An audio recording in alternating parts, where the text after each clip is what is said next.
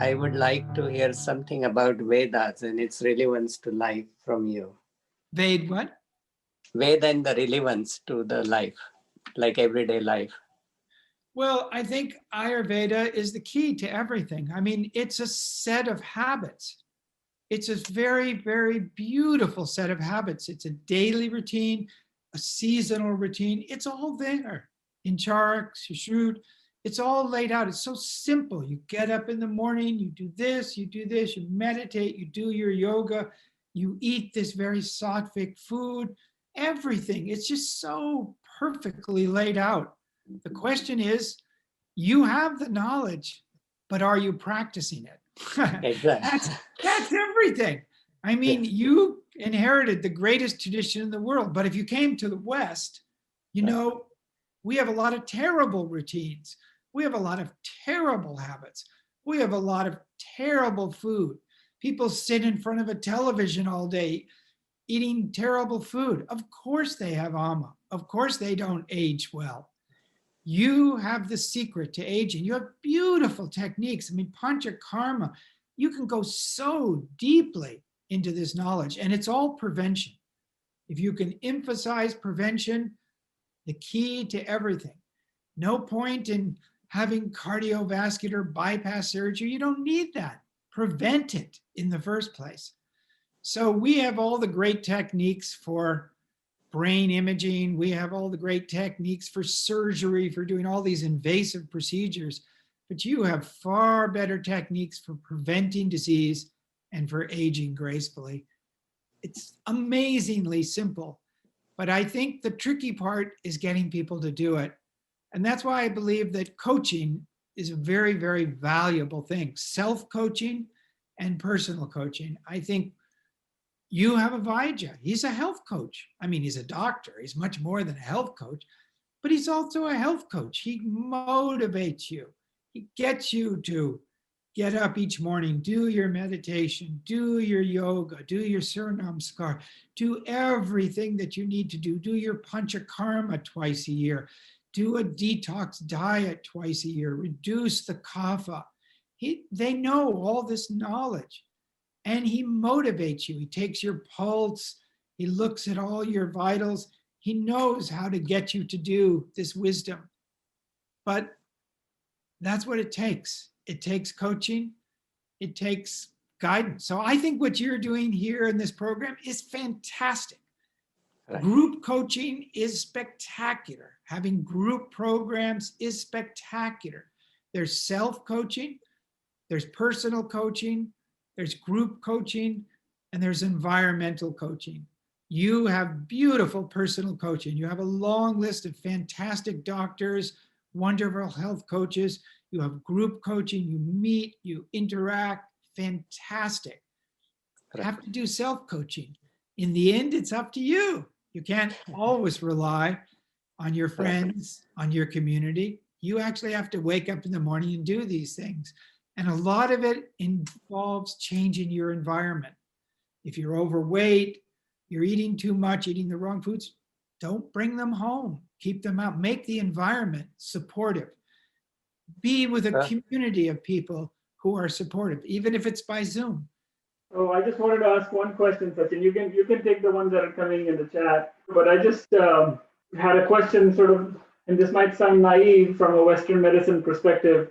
As we think about aging and geriatrics, we have someone who's got into the Medicare age group, and now their joints are wearing out, their knees are wearing out, they need hip replacements, they need maybe spine surgery, and we consider these things as sort of normal wear and tear, much like a car. If somebody who's 70 tells me that their knees are hurting, I tell them they're like a car with 70,000 miles. And so the question would be, if this was someone who had been meditating and following this type of lifestyle from a young age, would they somehow escape what's been described as normal Not, way? not necessarily. It all depends on your genes and on your karma. I mean, you're born with a certain set of genes. And, why does somebody who smokes and drinks eats all the wrong food, why do they live to 95 years and somebody else? It's in the genes, it's the karma. All you can do if you're a parent, you can teach your children at a young age what it means, vata, pitta, and kapha, what these mean. If you're vata, you're susceptible to anxiety. You're quick to change your attention. So a good routine is absolutely essential. If you're a pitta, you better make sure they eat on time and don't get overheated. Otherwise, they'll get angry. If you're a kapha, you got to get them off the couch, give them more time, but then get them active. So we do the best we can with the body we have. And some of us may have been brought up on the wrong foods in our early childhood. So maybe we will have arthritis. Maybe we will have problems. Maharishi was very, very strong that we take the best from Western medicine and the best from Vedic. And he was into all other traditions. If it was Chinese traditional medicine, homeopathy, everything that works, Maharishi said, is Ayurveda. Everything that works. So you have to be a seeker. You have to look. You have to go to good doctors. You have to go to, Maharishi his design was to have a clinic where you walked in the door and you got your pulse taken by the Ayurveda doctor first. Amazing what they can tell. And then if you had more problems, you might have brain imaging, you might have blood tests, and then you got treated by a group of doctors who could be Western doctor, could be Chinese doctor, could be Vaidya, a group that would work together, because all these traditions have a little bit of knowledge. Even Ayurveda, so much has been lost with the occupation of all the different invaders of India. Knowledge was lost. Chinese medicine, knowledge was lost. So it has to be an integration. And you guys are doing fantastic. You have all these doctors, you have all these people working on wellness. I mean, you're pioneering what I'm talking about. There's a battle going on in India actually right now, because the government, who's very pro Ayurveda, is actually saying that Ayurvedic physicians should be allowed to operate and do surgery. And of course, the Western medicine trained doctors are saying, hey, I'm an ENT surgeon, or I'm a heart surgeon, or I'm a thoracic surgeon. And how can this Ayurvedic practitioner in 3 years take over? Yeah, I mean, you always have these situations that are confused. I mean, India, it's amazing what it had to survive with all those different invaders. And things got warped and changed, and people thought, oh, Western medicine was better than Ayurveda. And now you've got a new administration. And I've met with many of the ministers and so forth, and they're trying their best. But I don't think you want to let Ayurveda do what it's good at: prevention, herbal preparations, all these non-invasive. Let the Western doctors deal with surgery. That's what they're trained in. I mean, there's so much disease out there. There's enough patients for everyone. And Ayurveda is so much kinder to the body. But you might have to do these other treatments. You might have to do them because whatever your genes are, whatever you've lived with, that's what you end up with. So you've got to be a genuine seeker and find the very best doctors for you. So somebody said, how can we increase ama? We don't want to increase ama. Ama is undigested food. It's what poisons the body. It's toxin. So when undigested food leaks into our blood system, the immune system goes crazy. We know this from wonderful research done by Dr. Alicio Fasano at Boston Hospital, Mass General Hospital. He's at Harvard Pediatrics. He's shown that in celiac patients, you get this leaky gut when certain things are triggered. So we absolutely do not want ama. Ama is something, so we want agni, which is strong digestion. We want a digestion which will get rid of the ama. And the trouble is, as we get older, our digestion gets weaker. Our DNA doesn't make as good enzymes. And so we have to adjust our diet. And so maybe at one time we could have pizza and ice cream at night. Can't have that anymore. Have to have a very light meal in the evening. So Ayurveda knows that there are these, different times of life. And when you're older, you're in the Vata time of life. In Vata time of life, you're prone to arthritis. You're prone to worry, anxiety, mental problems. You're prone to all kinds of problems. Vata disorders are at the basis of 80% of disease. So as you get older, you're much more susceptible and you have to make really good choices. So what is Panchakarma? Panchakarma is a beautiful treatment program in Ayurveda.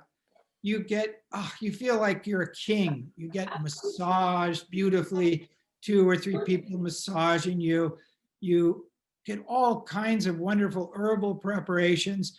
There are many, many different treatments in Panchakarma to get rid of the toxins in the body and rebuild the Agni. After Panchakarma, the Agni is very delicate.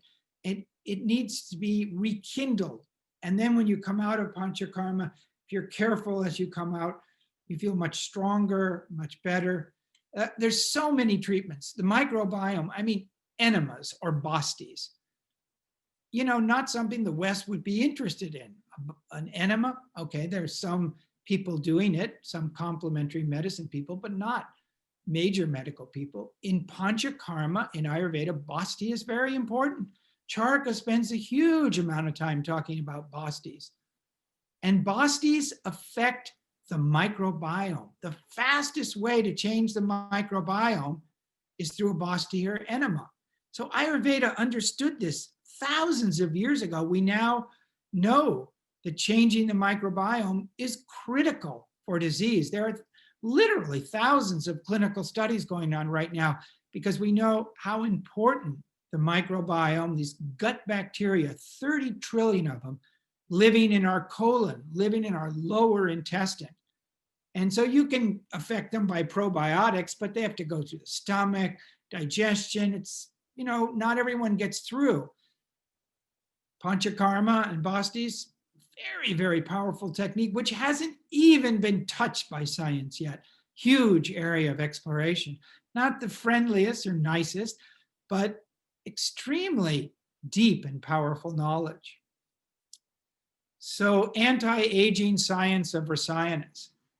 Wonderful. But, first of all, you shouldn't even take rasayanas unless your body is in a right condition. You need a Vaidya to point out to you when you can take those rasayanas. Because if you've got too much ama, too many toxins in the body, the rasayanas don't work.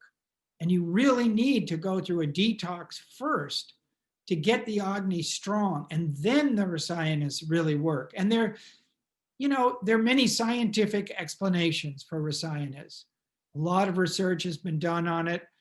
Amrit Kalash, these different beautiful, wonderful formulas. We believe they have very strong antioxidants. But I don't even think we understand completely, because I think the rasayanas must work on the microbiome. I think the microbiome is the key to really understanding Ayurveda. And because the microbiome was brand new to science, literally 10 years old, we didn't have the technology to study it before. It's like new to Western science, and it gives a beautiful explanation for an additional explanation for how all these herbal, how food, how bastis, panchakarma, how all these things work. How can we increase Agni? Well, there are lots of interesting ways to do it. It depends, first of all, on who you are. If you're a Vata, your Agni it's changing. It's not as regular. If you're Pitta, you have super strong Agni, and you might have to worry that you could even have too much digestive acid and have hyperacidity. And if you're Kapha, your Agni is there, but it's kind of slow. You can digest foods, but you gain weight easily. The best way to maintain good Agni is a proper diet for your dosha type.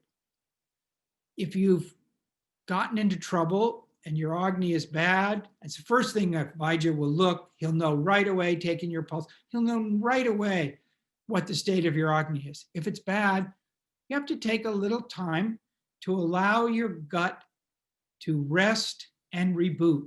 It's inflamed, the Agni is not good. It's the source of all disease, really. So take some time under the guidance of one of the marvelous doctors you have at Crack the Wellness Code and learn how to detox very, very simply. There are simple detox, and then Panchakarma is a more complex detox, but there are simple ones. Go through these herbal teas, Triphala, very simple procedures, and then under the guidance of a Vaidya, allow your body to rest, your digestion to rest, and let it heal itself for a few days. It's just gets all inflamed and problematic. Let it heal itself, and then suddenly the Agni can be rekindled by these beautiful Ayurveda techniques of really dramatic, powerful science of knowledge. Even sipping hot water. I mean, who would imagine sipping hot water could do anything? Sipping hot water dissolves the toxins. It rekindles the Agni. People have amazing results just from one single simple habit. So there's so many good habits to learn. Thank you, Dr. Wallace. Thank you. Doing this presentation. I remember meeting you in Fairfield, Iowa, a good 21 years ago, and have appreciated your books on consciousness and all of the work that you have done in transcendental meditation. I really appreciate you bringing that focus to the Vedic science of Ayurveda, and specifically talking about how it brings together all the wellness science in the form of the daily routines and the seasonal routines and the wonderful science of Panchakarma. I'm myself an Ayurveda practitioner and also a California licensed naturopathic doctor. And I, like what Dr. Vij said, when we make that analogy with the cars, when we buy a car, it comes with a maintenance schedule and a repairs guidelines. Whereas when a human being is born, the maintenance schedule is the science of Ayurveda and yoga. And I'm glad that you pointed that.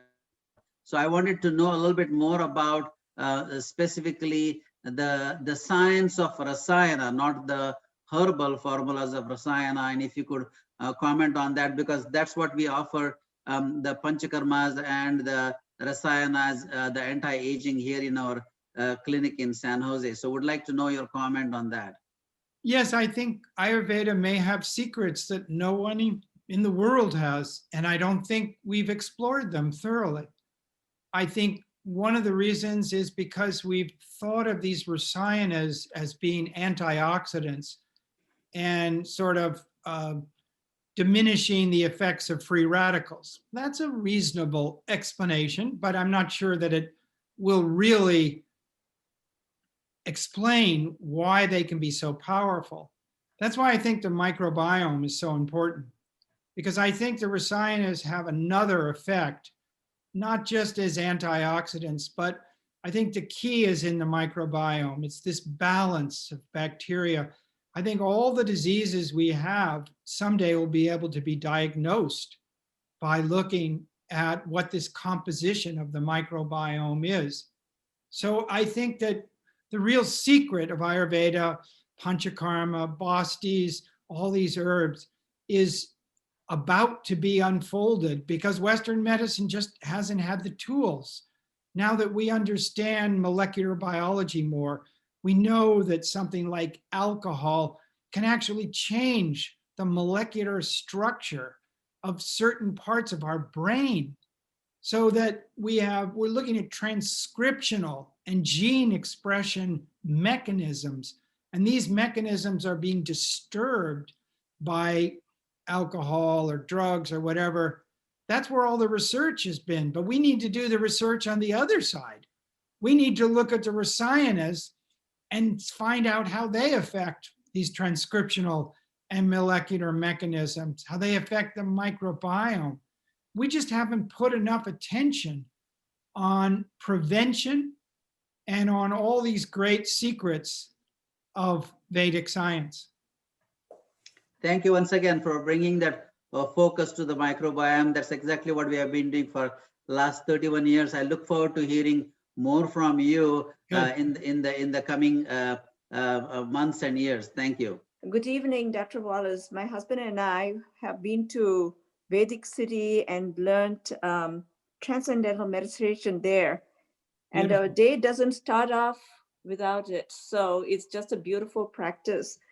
My question is, I think Ayurveda is way ahead of Western allopathic medicine with regards to digestive disease, because the first question, even in my childhood, the way the Ayurvedic practitioner would ask is, how is your bowel movement?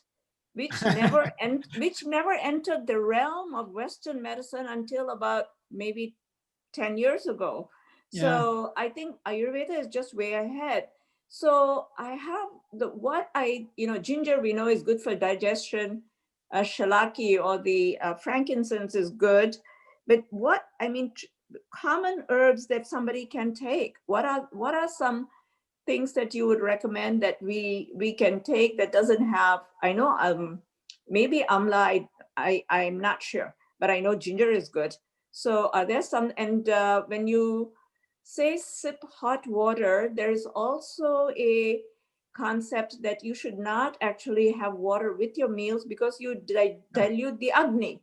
So then in what periods would you have the sips of hot water?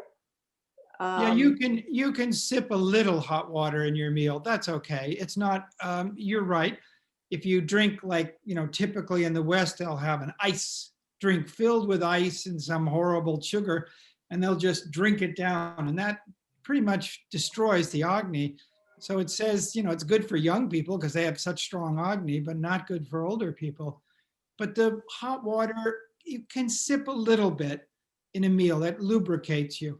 But typically the idea is that you boil the water in the morning, have like a thermos and sip it every hour, every 2 hours throughout the day. And that just has this way of dissolving the alma and calming the vata, which is always the problem, and creating the kind of basis for a little detox every day. So, and if you're pitta, you shouldn't really have hot water. It should be warm water. So everything, all these spices, I can name 100 spices, but it wouldn't be correct because you got to know what your type is. If you're a vata, there are certain spices good for you. If there's pitta, like ginger, for example, fresh ginger is okay for a pitta, but dry ginger can be actually a little irritating for a pitta. So you have, that's the great thing about Ayurveda. It's totally personalized. There's not one thing for everybody. It's so personalized. It's preventive. It's participatory. It's beautiful. It's predictive. It has all these things in it. So there's no quick and easy this and that. You really need to go to a Vaidya, see someone. There are hundreds of books on Ayurveda, so it's not a problem. But best see a Vaidya, learn it. We, as I say, in our program right now, we're doubling every year with doctors, nurses, all learning. It's an online part-time program. You do it over 3 years, 6, 7, 8 hours a week, and you learn all about Ayurveda, and then you combine it into your practice. And that, I think, would really, really help if more Western doctors learned about Ayurveda, because there's so many times they can improve a patient's well-being by knowing a little bit of Ayurveda, not huge, extensive Ayurveda, but just enough, because some of these things are very, very effective, but you got to know enough. Okay. Thank you. Sure. I think the most important thing, as Dr. Wallace noted, is diet and digestion. if diet and digestion is good, then sleep and exercise can help us. If diet and digestion are poor, everything falls apart. Doctor, am I right? Yes, in you my are discussion? 100% right. I think, and I think, if you're a person who's experienced health situations, you have to look. You have to be, your body is this beautiful temple. Okay, correct. All of the universe is in your body. The Vedic tradition tells us that everything is in your physiology. Yes. This is the most valued possession you can have. So even when you're ill, even when you have challenges, you need to value your physiology and go out and find what's going to work for you. I've had people come to me and they say, "Oh, tell me about a good probiotic." I think, "Oh, geez, I don't know." So then they ask me, one person tells me, "Well, I went to Walmart and I bought the cheapest probiotic and it cured all my problems." I go, "Oh, okay." And then somebody else, "No, I couldn't take that. I had to have this super expensive. It's refrigerated. It's brought to me. It's got so many, bacteria in it, and it's all this coated with this special way." You have to find out what's best for you. Exactly. And it may be different. One person may get cured by one person, another person gets cured by another. But that's why I love Crack the Wellness Code. I think that's the Yes. greatest thing you can do for the world, is create this group of people where you can trust. You can say, because you don't know, there's so many people selling so many things. Probiotics, it's ridiculous. It's $1 billion industry and nobody really knows what you're doing at all. So Ayurveda, that's great. It's time tested, beautiful knowledge. And if you can have modern Western physicians together with Ayurvedic physicians, best of both worlds. This is a challenge. We live in a very, very toxic world. The stress we are putting on our system is much, much more than at any other time. Think how many antibiotics people take when they're young. That just destroys the microbiome.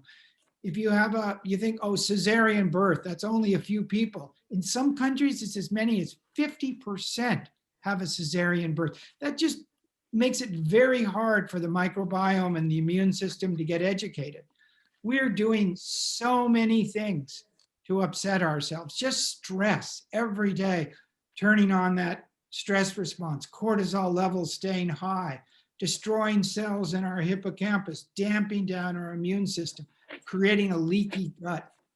I think business is a huge area for Ayurveda. Health is one aspect, but also understanding people. What are their traits? Why is this manager becoming angry all the time? Ayurveda explains it. It's brilliant. There's so many applications: parenting, relationships, health, business, aging, every area of life. Ayurveda has something great to offer. So we're just beginning to understand all its applications. I think the Vedic tradition, one of the questions, how does it relate to Buddhist and Jain and other traditions? I think they all have this understanding that we are connected to this inner intelligence. And if we open our consciousness through meditation, we have good diet, good habits, we get in tune with the laws of nature. Nature is so giving, so gracious. It wants to give us everything, but we're like little children. We do bad things. We do this, we do that. Nature can't give to us unless we purify our system and opens our consciousness to that beautiful level of consciousness. Amazing, Dr. Wallace. Very nice description. Dr. Wallace, great to see you. Beautiful talk. Thank you. Thank you so much for bringing this Vedic wisdom to the Silicon Valley and the whole Bay Area, and especially the leadership that Dr. Sachin is bringing with the Crack the Wellness Code. So I don't have any specific question, just gratitude for your time and for your, as one of the doctors said, for your lifetime of studying Vedic wisdom and translating it into Western scientific terms so we can understand it. Thank you. Well, I consider it to be a gift from nature that I've been given this opportunity. That both you and I met, Margie, when we were very young. We had so many amazing experiences. We have such gratitude to India and the Vedic tradition. We bow down again and again to be these wonderful tools of nature. Thank you. Beautiful. Thank you. Nowadays, there's this new attitude of empowering people, of creating a dialogue so that everyone in a company can be maximum creativity. The demand has never been greater. There's a whole notion of learning agility. You have to educate people to be more capable of dealing, because every company now is being under enormous stress and they have to adapt very, very quickly. And I think that is really a great area. If people in business, they know that ultimately you only can change behavior by changing habits. You have to rewire the brain. And having programs in business like Transcendental Meditation and Ayurveda, they just have to be reformatted in such a way that it's acceptable to business. But it's a very, very powerful way of improving the habits of the people in business so that they can create greater coherence and greater co-creation of all the activities that go on. We know now that teams are so critical. You look at the 5 biggest companies, Amazon, Google, Facebook, all of these, Microsoft, they have tons of teams of programmers and they have to coordinate them. Something is changing every day. So this is, I think, a fantastic application, understanding how you can make teams more coherent by understanding the energy state of each individual. We wrote a book, my son and I, called The Coherence Code, which really goes very deeply into that, or Total Brain Coaching. These 2 books do it. And they're very much focused on the application of this knowledge into business. Dairy, there are 3 big things right now. There's gluten, there's dairy, and there's sugar. Those are the ones that most of the doctors in complementary medicine have been focusing on. Sugar, we know, we've never consumed so much sugar at any other point in the history of mankind.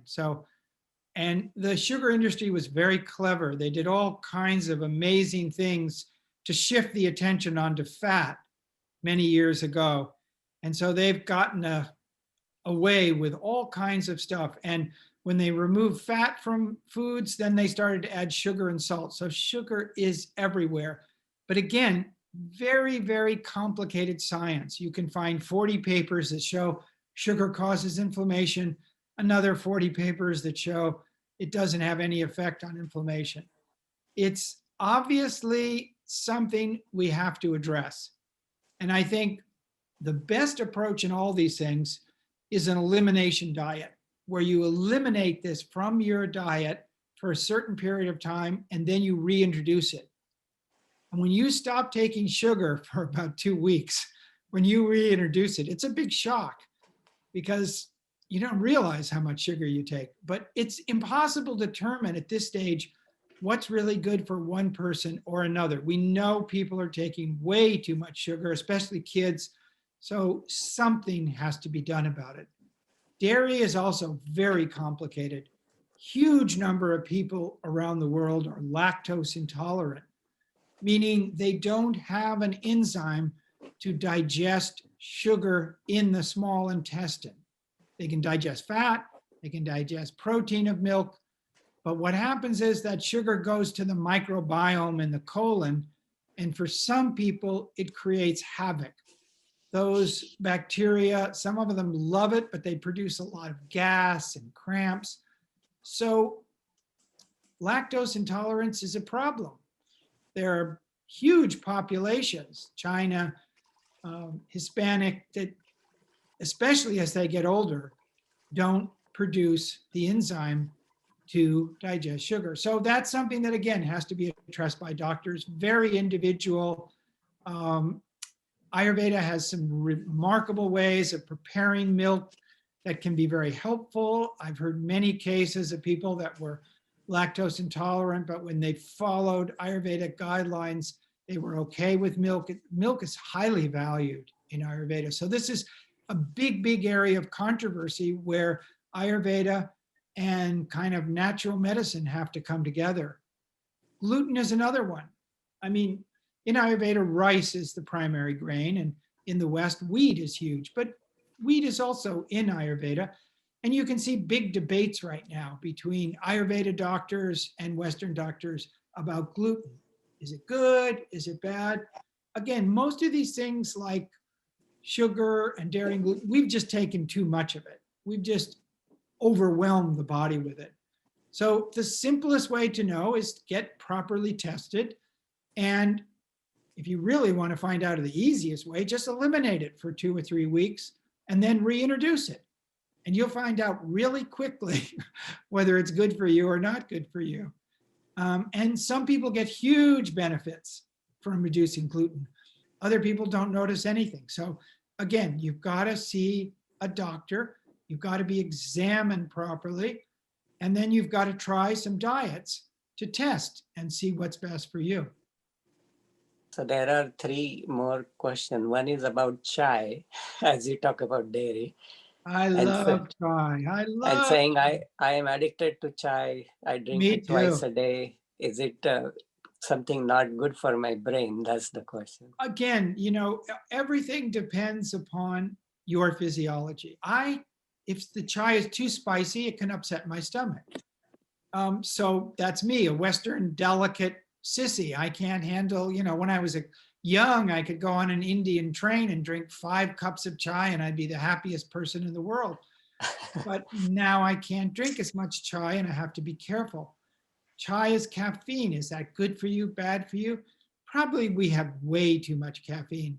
But if you're older and you have to give a lecture late at night, it's probably good to have a little chai just so you're awake. It's so individual. You've got to see an Ayurveda doctor. You've got to find out, eliminate it for a while. That's hard when you're addicted to it. See what happens, if you're better or worse, and then you know how to introduce it. Yeah, she says that she has kapha body type, so anything kapha and chai together. Yeah. What's that again? You have to. The chai and kapha, like her body type, it's kapha. That's what the way that it's is. probably good for kapha. I mean, it's interesting. Would you say that? I mean, Yeah. you like chai, so you'll probably say it's good for everyone, but it might be particularly good for kapha, wouldn't you say? Yeah, I think so. Yeah. Because kapha needs a little more activity. Stimulation. They need spicy food. You know, there are different tastes that are good for each type. And that's a huge, powerful understanding. Which tastes are good for you? And Ayurveda has 6 tastes, so it's very interesting how each type does well with certain tastes. And there are 2 more interesting questions when they are individual. So one is about immunity, you know, and Ayurveda, like autoimmune disease and Ayurveda. And Yeah, the well, one is, and the second one is about relationships and Ayurveda. Okay. So immunity is great because Ayurveda has this wonderful term, ojas.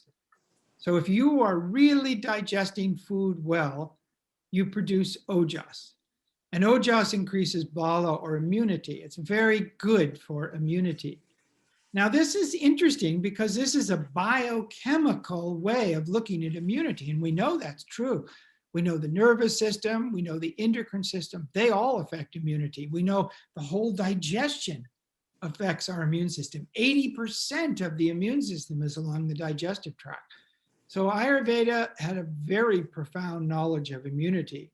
Again, digestion is the most powerful thing for immunity. And, you know, daily routine, all those things, everything is important for producing ojas, and sometimes called soma, which is known to be very important for higher states of consciousness. There's so many wonderful topics we could go into here. They're marvelous. Yes. What was the, oh, relationships. I Relationships. think relationships is maybe the most interesting because let's say you have a Vata woman and a Pitta man. So the Vata woman is very thin, very pretty, very delicate, very creative, loves the arts, loves beauty, loves essential oils, perfume, just lives in this marvelous world. And then you have the Pitta guy who's an athlete, he's strong, he's very well organized. Okay, so they're having this lovely relationship together. But if one of them gets out of balance, you can have problems. Even just living together. If they happen to live in a climate that's hot, the Pitta person will turn up the air conditioning up high. The Vata person will say, no, it's too cold in here. Vata doesn't like cold. So right away, they have to understand each other. They have to have empathy for each other. And maybe the Vata person dresses less. So it's not quite the Vata woman can keep the temperature high. The Pitta guy dresses with less sweaters, less, simple clothes. So you have to always make compromises. If you're the Pitta husband and the wife doesn't feed the husband on time and suddenly he gets angry, it's a simple habit. Make sure the Pitta man gets fed on time because he's prone to anger. Likewise, if the Pitta man doesn't provide a stable daily routine for his Vata wife, she can get anxious and worried.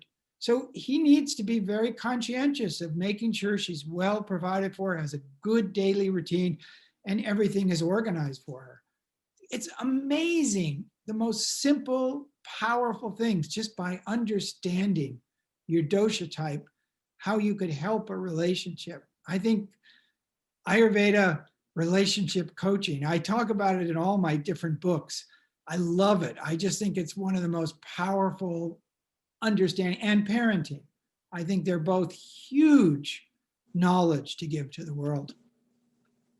And there is something about social media and how not to social become media. slave to the social media. Yeah, well, that's And- probably the worst habit. And it's not even a habit we have to worry about. It's our grandchildren, because they're the ones that are addicted. And if Right. you look at your grandchild and they're on a phone, an iPhone or a computer or something, and then you try to take it away from them, it's not very happy. They can get Right. very upset. So we live in a dangerous world where children can get addicted. The social media are very intelligent. They used artificial intelligence to learn how to hook children and other people onto their platforms because their main product is attention. They want your attention all the time. So they are brilliant at understanding who you are, probably better than your Ayurveda doctor. They know everything about you. And they're able to feed you what you want and keep you addicted to that social media, particularly children. I mean, we can handle it. It's not so new. It's not so enticing to us. We've lived a different life. But children, boy, it's a dangerous world out there. We have to deal with that. Ayurveda's never had that problem before. I think it's maybe one of the biggest areas Ayurveda needs how to help parents address, because it's not good. It's a very dangerous addiction Right. for children. We have a couple of more questions. So one is from our Naren. Dr. Wallace, one question and one comment. So question is very personal. I've been a health hero for a long time, practicing everything now. I'm much better. But suddenly from nowhere, I was walking 15,000 steps a day and I get a vertigo attack. Now, Yes. can it be because of digestion or some other, my doctor Yeah, said, no, it's very common in older people, and it's probably a Vata disorder. The ear can get that whole area can get very dry as you get older, and so a lot of older people experience it temporarily. So there are specific postures that have been developed to help people clear up that area. Because those, you know, you have these tiny little kind of they're like rocks that sit on top of these fine little hairs. And if they get kind of fixed, then they can create horrible problems. And vertigo is horrible as you get older. So there are some, you know, just have to see even a Western doctor. It's on the internet. They talk about it on the internet. There are very simple exercises that you do that can kind of clear it up temporarily.